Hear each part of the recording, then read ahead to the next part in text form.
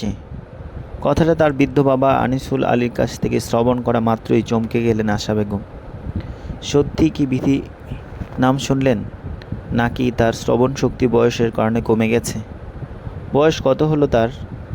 কত বছর পার হয়ে গেল সেই প্রিয় মানুষটাকে দেখা হয় না, কথা হয় না।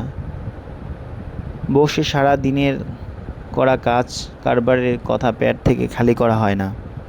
সেই সোনালি দিন, সোনালি ক্ষণ, কত শত স্মৃতি, সব শুধু নিত্যদিনে মনে পড়ার সঙ্গী মাত্র। জীবনের একটা সময় এসে মানুষ শত শত স্মৃতি শুধু দোআঁশার পাতায় তুলে রাখে। প্রিয় মানুষগুলোকে যেন সময়ের সাথে স্মৃতিতে রেখে দেওয়া হয়। সময়ের সাথে ব্যস্ততা এ যেন চিরন্তন সত্য হয়েছে। বিথির সাথে কত বছর দেখা হয় না তার। কত বছর পর বিথিকে ছুঁতে পারবে, বসে সকল অভিমানের কথা, অভিযোগের কথা বলতে পারবে। খুশি যেন আশার চোখে অশ্রু ধরা দিচ্ছে। তার বিথি, তার সে ছোট্টবেলার খেলার সখী আসছে। ভাবতেই সব খুশি কান্নায় এসে হানা দিচ্ছে। ঝাপসা চোখে কথাটা সততা যাচাই করতে আশা তার বাবাকে আরও একবার জিজ্ঞাসা করলেন, বাবা, সত্যি কি সখী আমার বিথি আসছে?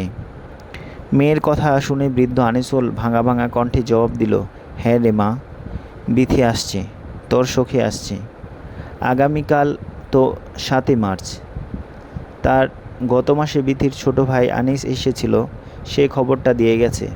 আনিসই বলে গেছে বিথি আসবে, সাথে তার পুরো পরিবার। কথাটা শেষ হওয়া মাত্রই আশা ভাতের থালা নিয়ে দ্রুত পায়ে বেরিয়ে গেলেন বাবার ঘর থেকে।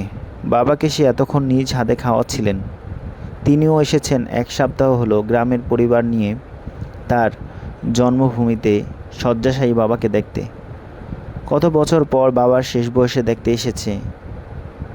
সেই যে অভিমান নিয়ে বিয়ে করে বাড়ি থেকে শ্বশুরবাড়িতে গিয়েছিল, এর মাঝে একবার শুধু আশা হয়েছিল সখী বিথির বিয়ের জন্য। আসবেই বা কেন? তার স্বপ্ন যারা পূরণ করতে দেয়নি, বাধা হয়ে দাঁড়িয়েছিল তার স্বপ্নতে। যোগের রীতিনীতি পালন করতে গিয়ে তার স্কুল জীবন শেষ হতে না হতেই বিয়ে বসেছিল। বাবার বাড়ির সাথে যোগাযোগ এই ফোন কল অবধি ছিল। আনিসুল আলী মেয়ের যাওয়ার পথ চেয়ে থেকে দীর্ঘশ্বাস নিল, ঘরের চালের দিকে চেয়ে। আশা গিয়ে পৌঁছালো রান্নাঘরে, যেখানে তার বড় ভাবির কাছে থালা রেখে আবার সেই দ্রুত পায়ে বেরিয়ে এলো মেয়েদের কাছে যাবে বলে। বড় বড় পা ফেলে মেয়েদের ঘরে এলো। এসে দেখলো তার বড় মেয়ে এবং ছোট মেয়ে শুয়ে নানার বাড়ি নিয়ে গবেষণার মত্ত। ডেকে উঠল আশা দু মেয়েকে, আনহা, ওহি। মায়ের ডাক শুনে উঠে বসলো, তার উত্তর নিতে বলল, হ্যাঁ মা, কী হয়েছে, এমন দৌড়াচ্ছ কেন? বড় মেয়ে আনহার কথা শুনে আশা নিজেই উত্তেজনার সাথে বিছানার কাছে এসে মেয়ের কাঁধ আঁকড়ে ধরে চটজলদি বলতে চাইছিল, আমার সখী। কথাটা সম্পূর্ণ করার আগেই আশাকে ডাক দিয়ে উঠল তার বড় ভাবি। কথা শেষ না করেই আশা ঘর ছাড়লেন। বলা হলো না তার উত্তেজনার কথার কারণ। আনহা ওহি মায়ের অর্ধেক কথা বুঝতে না পেরে মায়ের যাওয়ার পানে তাকিয়ে রইল। বোধগম্য হলো না তাদের মা আসলে এত উত্তেজিত কেন। পুরো দিন রাত উত্তেজনার সাথে শেষ করলেন আশা। আজান শেষে অজু করে তিনি মেয়েদের ঘরে এসে তাদের ঘুম থেকে তুললেন নামাজ আদায় করার জন্য। ডেকে দিয়ে তিনিও গেলেন নামাজ আদায় করার জন্য। নামাজ শেষ করে আনন্দের সাথে বড় ভাবির হাতে কাজ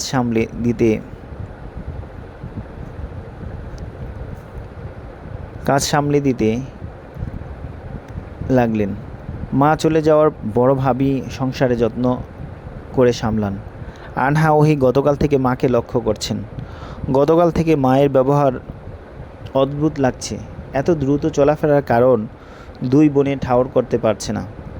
কারণ তার মা গতকাল অসম্পূর্ণ কথা এখনও সম্পূর্ণ করেনি।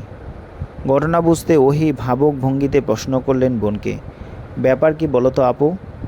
বোনের প্রশ্ন কানে আসতেই সেও চোখ সরিয়ে বোনের দিকে তাকিয়ে উঠে বললেন, বুঝছি না, গতকাল কি জানি চেয়েছিল মা, ওটাও তো বলল না। কোনো কারণে মা উত্তেজিত, এটাও বুঝতে পারছি না। সময় পেরিয়ে গিয়ে এখন দুপুর।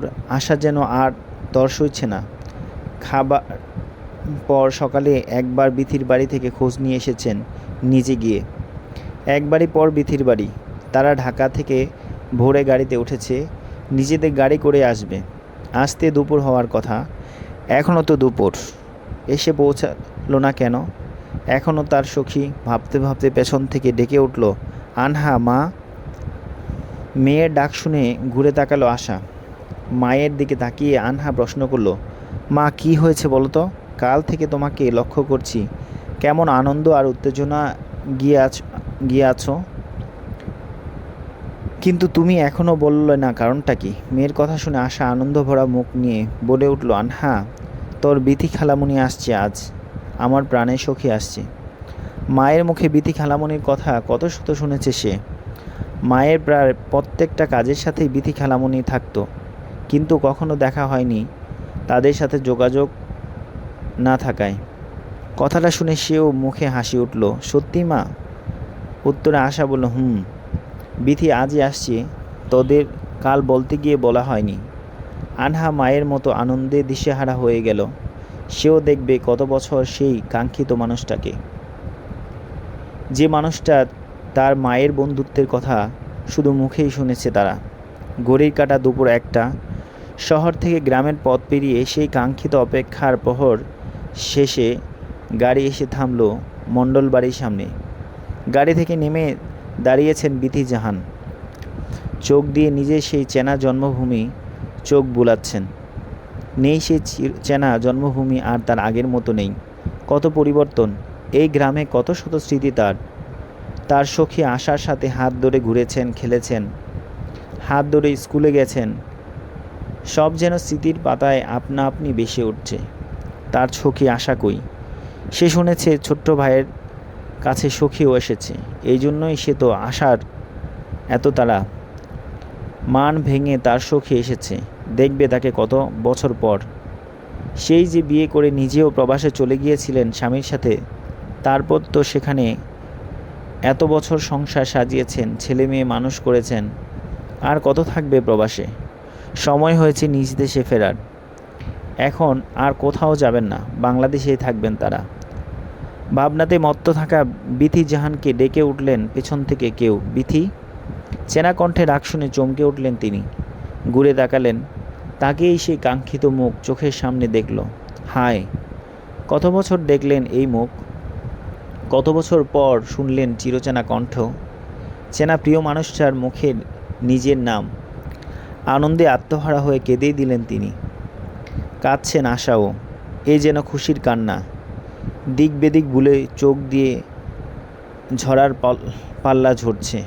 ঝাপসা চোখে ধীরে পায়ে দু প্রাণের সখী সামনাসামনি। কাছাকাছি এসে দাঁড়ালেন, হাত বাড়িয়ে একে অপরের হাত ছুঁয়ে ধরলেন, কেঁদে দিলেন এবার দুই সখী শব্দ করে জড়িয়ে ধরে। এই যেন বিশ্বাসই করতে পারছে না তারা আবার একে অপরকে ছুঁয়েছেন, দেখেছেন। অনেকক্ষণ কান্নার কারণে কেউ কোনো কথা বলেনি। এবার দুজন দুজনকে ছেড়ে দিয়ে চোখ মুছে হেসে দিলেন। দুজনই দুজনকে জিজ্ঞাসা করলেন, কেমন আছো? তারপর নানান কথা, এই যেন কথার জুড়ি শেষ হচ্ছে না। পিছন থেকে বিথি জাহানের ছোট মেয়ে বলে উঠলেন, মা, ইনি কি আমাদের আশা খালামণি? কথা শুনে বিথি উত্তর দিলেন, হ্যাঁ, এটাই তোদের আশা খালামণি, আমার প্রাণের সখী। মায়ের থেকে ইতিবাচক উত্তরে আনন্দে গাড়ির পাশ থেকে তাদের কাছে এসে দাঁড়ালেন শায়লা। আশার উদ্দেশ্যে বলে উঠলেন, আশা খালামণি, তুমি আমাদের খালামণি, কত গল্প করেছে মা তোমাদের নিয়ে, বলে জড়িয়ে ধরল। শায়লাকেও জড়িয়ে নিল আশা। শুধু শুনেছিল তার সখীর এক ছেলে এক মেয়ে আছে। আমাদের আদর না করে বিথি খালামণি? প্রশ্ন শুনে আশার পেছনে থাকা আনহা আর ওহিকে চোখে পড়ল বিথির। ওদের কথা শুনে আশা দুই বোনকে কাছে ডেকে বিথির উদ্দেশ্যে বলল, বিথি, এই দুইটা আমার মেয়ে, আনহা আর ওহি, আমার কত বছরের সাধনা। আশার কথা শুনে বিথি বললেন, তোর দুই মেয়ের কথা আমি শুনেছিলাম, এত মিষ্টি মেয়ে দুটো, মাশাআল্লাহ, বলে জড়িয়ে ধরল। আলাপের মাঝেই বিথির বাড়ি ভেতর থেকে তার বড় ভাবি ছোট ভাবি বেরিয়ে আসলেন। এসে বললেন, সব কথা কি এখানেই শেষ করবি বিথি? বাড়ির ভিতরে চল। এই বলে তারা বিথি দুই ভাবির কথা শুনে এতক্ষণে হুঁশ ফিরল দুই সখীর। আশাও এবার তাড়া দিয়ে বলল, বিথি তুই বাড়ির ভেতরে যা, এখন আমি পরে আসব, এখন নামাজ আদায় করতে হবে। নামাজের কথা শুনে বিথির বড় একটা কথা মনে পড়ল এখন। এমন ভঙ্গিতে উঠলেন, এই দেখো শাফিন আর ওর বাবা যেন সামনে মোড়ের উপর মসজিদের সামনে নেমে পড়েছিল নামাজের জন্য।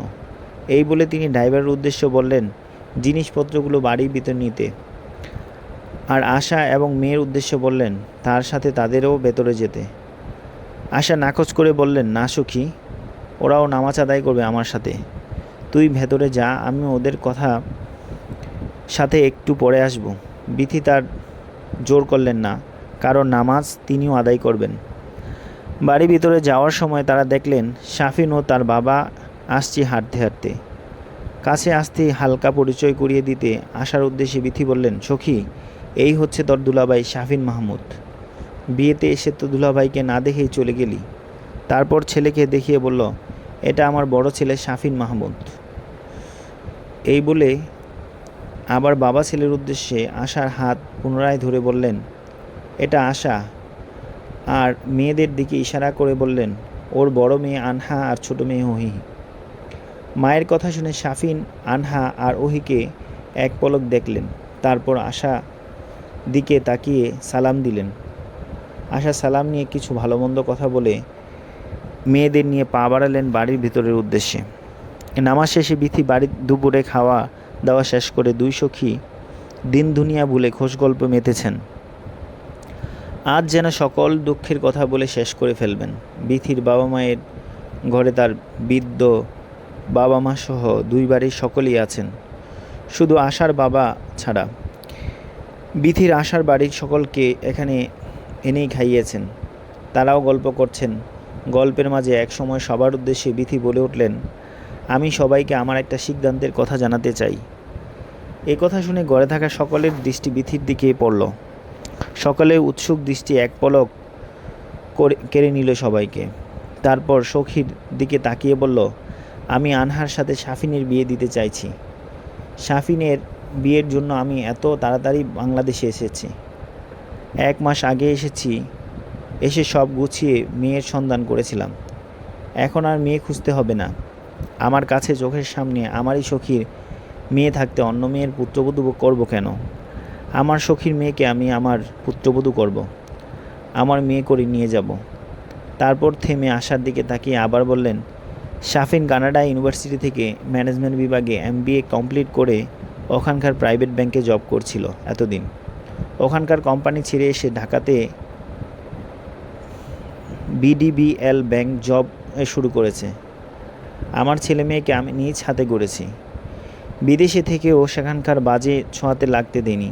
যেটুকু শুনেছি প্রয়োজনের সীমাবদ্ধতা ছিল। এখন আশা তুই বল, তোর কোনো আপত্তি আছে কি না?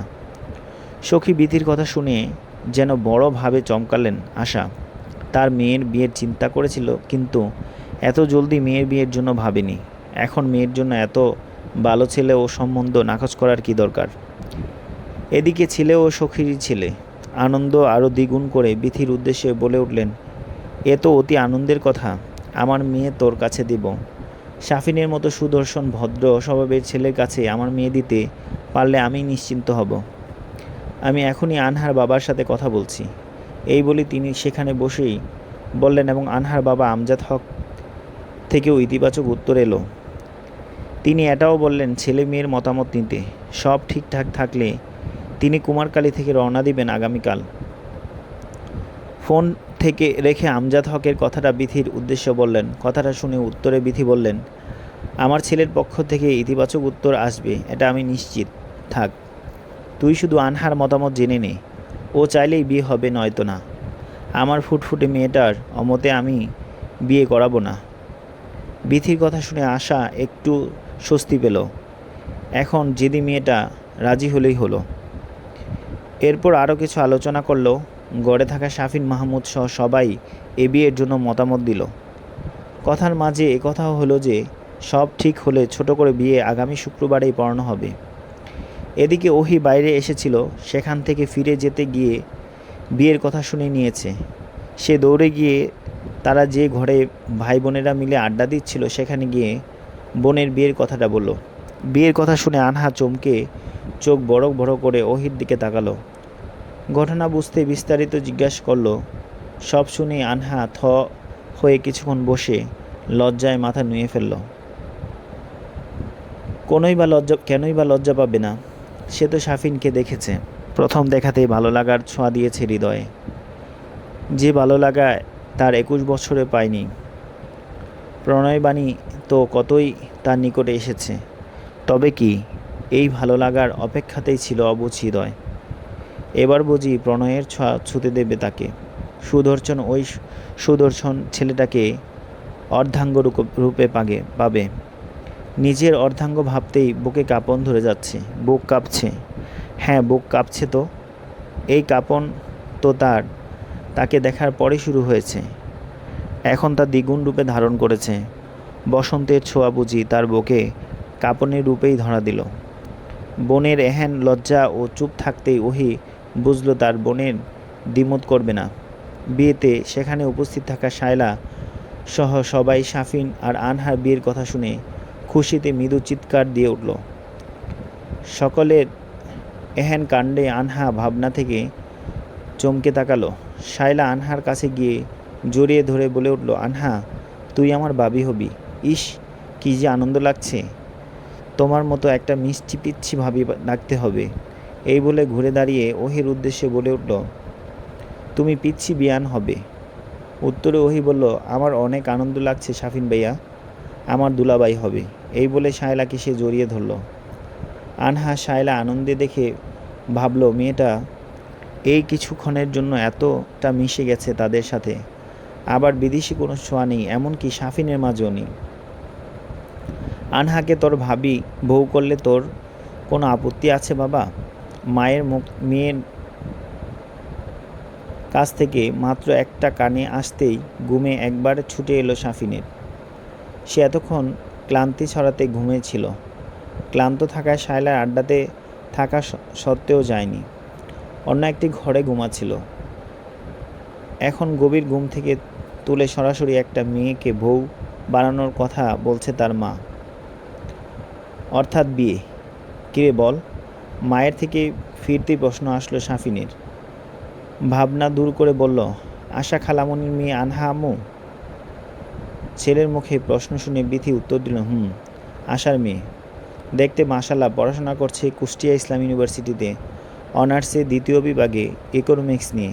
আমি ওকে তোর বউ করে আমার ঘরের চাঁদ করে নিয়ে যেতে চাই। তোর আপত্তি আছে?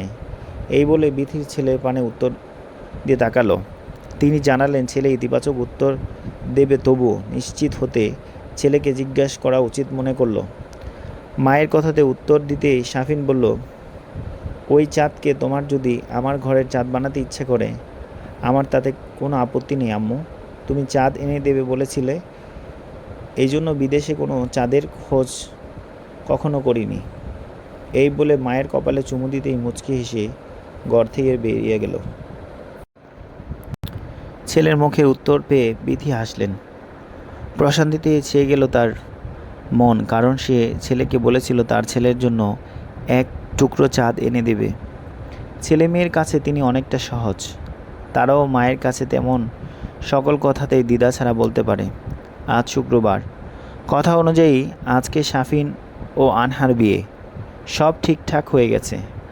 আশা বেগম মেয়েকে জিজ্ঞাসা করছিল, তার জেদি মেয়ে অমত করেনি।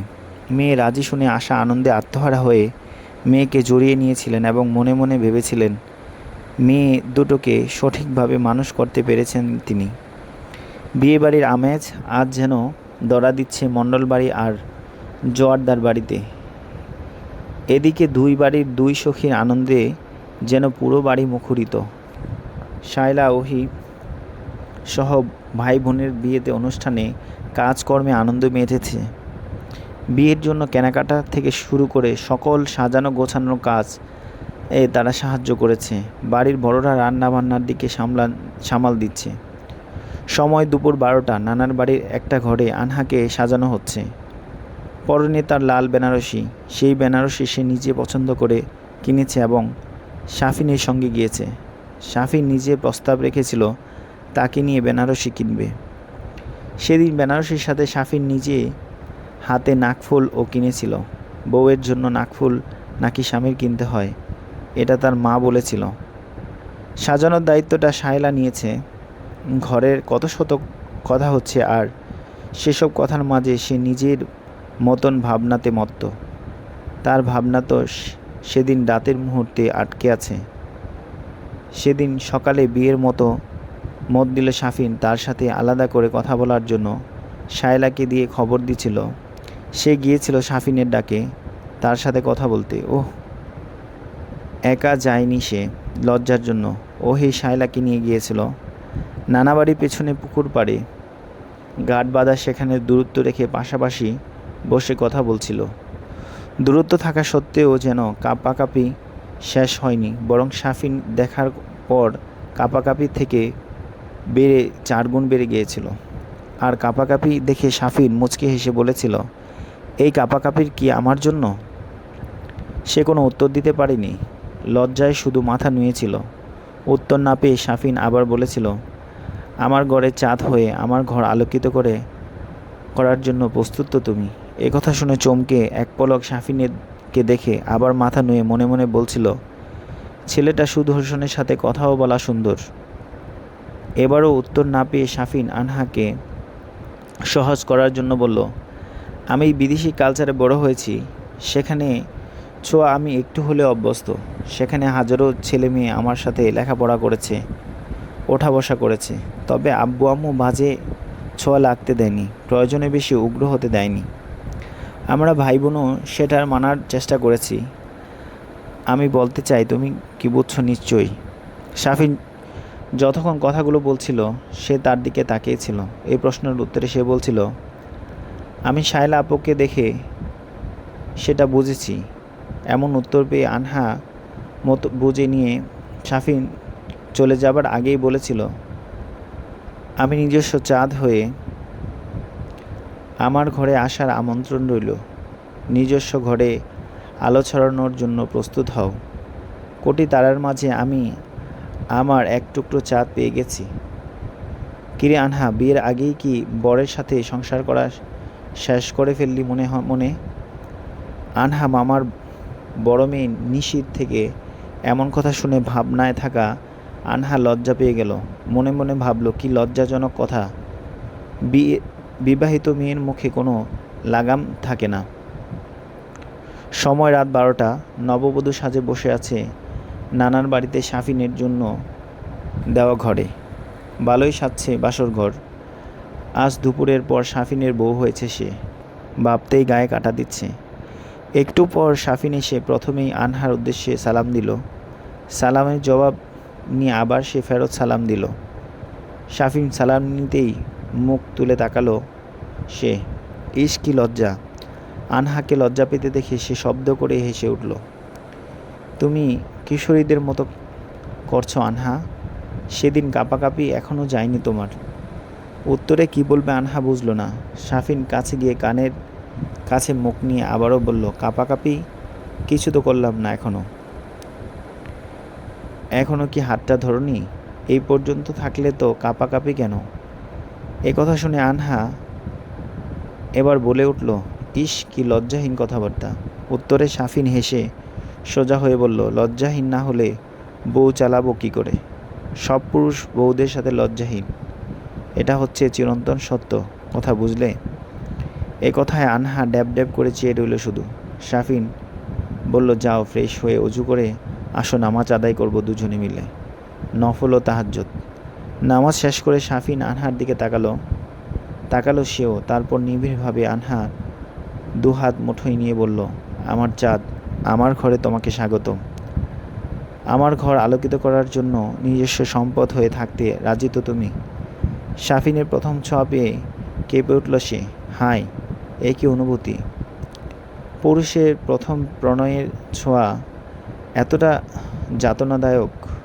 কাঁপা বুক নিয়ে নিবিড় উত্তর বলল, সারা জীবন তোমাকে ভালোবাসতে চাই। দেবে ভালোবাসতে আমাকে? ইস, কি আবদার!